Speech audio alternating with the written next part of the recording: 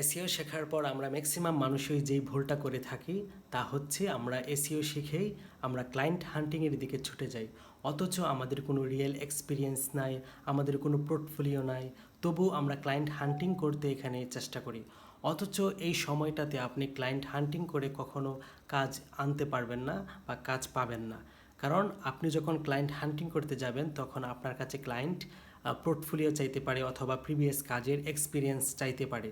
তো এগুলো যদি আপনি উপস্থাপন করতে না পারেন বা প্রদর্শন করতে না পারেন তাহলে কিন্তু আপনাকে ক্লায়েন্ট কাজ দেবে না।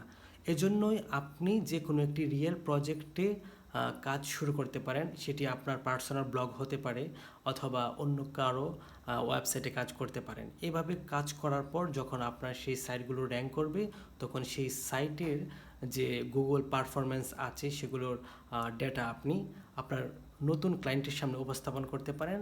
আর এভাবেই মূলত আপনি আপনার নতুন ক্লায়েন্ট থেকে কাজ পেতে পারেন।